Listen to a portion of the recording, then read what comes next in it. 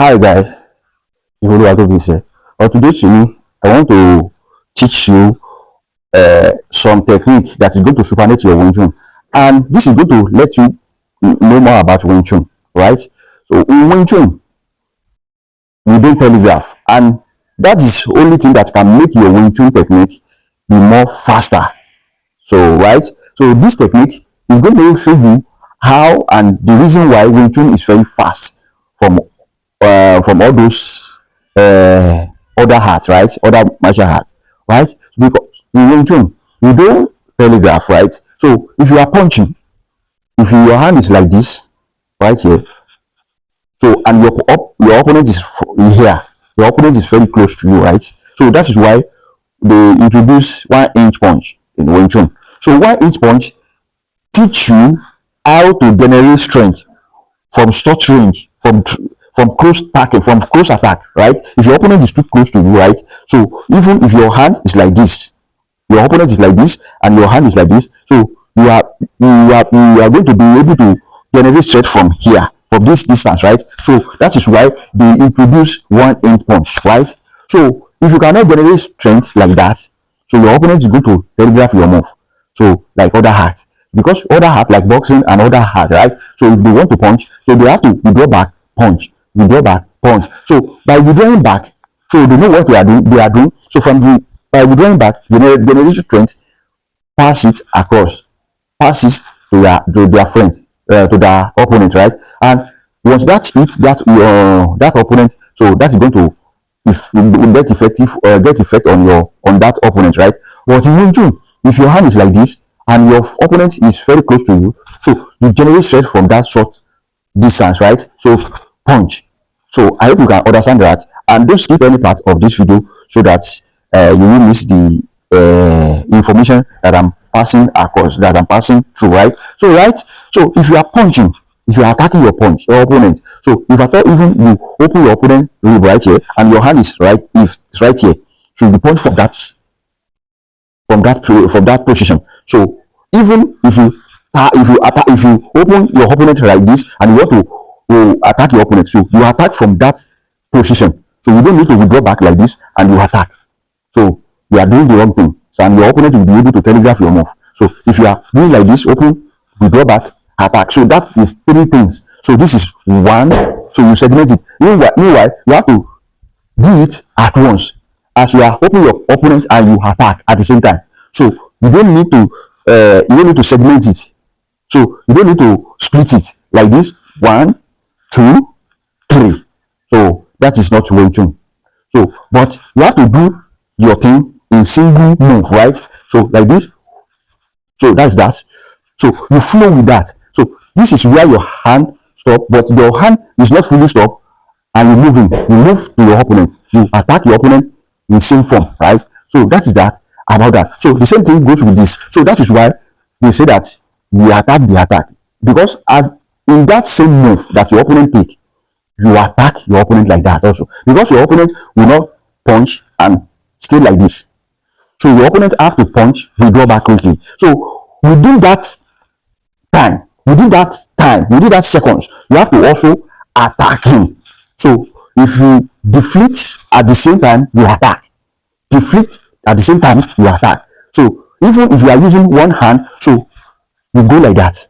You go with one hand. So you go with one hand. So that is that about that. So with that, your opponent will not be able to telegraph your move. So if you are punching, so if your hand is like this, punch from that place, hand. If this hand is this one you want to use for punch, so you punch like that.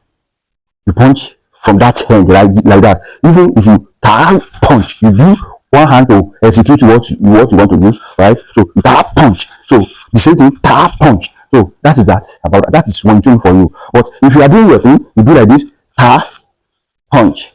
So your opponent is going to telegraph your move, because as you tag your opponent, so you have already, instead of you to relate with your opponent attack and you apply in same motion, right? In same move, in same direction. So your opponent is going to notice your next move. Your opponent is going to prepare for the next move. But if you do like this, 1, 2, your opponent is going to be ready for the second move, right? But if you go in same motion, in same move, right? So your opponent your attack is going to be a surprise attack to your opponent because your opponent will not expect it. And at the same time that your opponent is withdrawing back, you also enter. You have already close to him. You have already hit him also.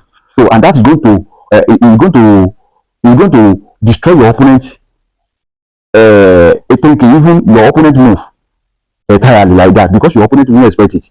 And for your opponent to now stay straight, you have already beaten down because once you clash with your opponent, once you get close to your opponent, you are going to now use your chin punch, do whatever you want to use to finish your opponent off. I hope you can understand what I'm explaining right now. So because, but if you don't understand, you can ask me question or the comment section, right? So, and if this time is the first time you are watching my YouTube video, please click the subscribe button because I usually post a lot of my video on Facebook, right?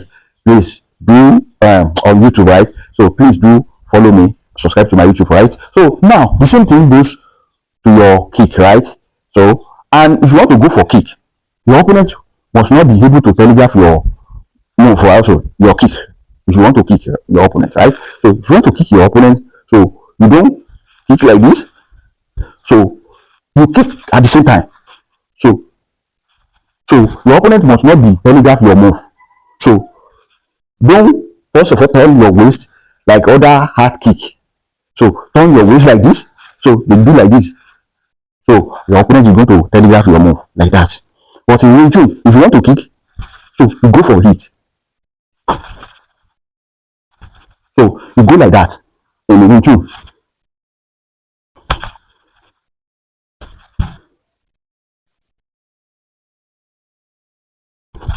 So I hope you can see that. So you can see how fast my kick is. So I kick my opponent laps. I go for my opponent so back. So that is low kick. So what I'm doing, what I just demonstrate to you, what I just show you is low kick in Wing Chun. So all those kick goes to my opponent laps. Kick go to my opponent laps here, and I kick my opponent center. So like this. So I don't if you are doing that, so you just see how I go, I do it. So without my opponent notice, my opponent will not be even telegraph my move like that. As I do it like that. So if it is this hand leg I want to use, so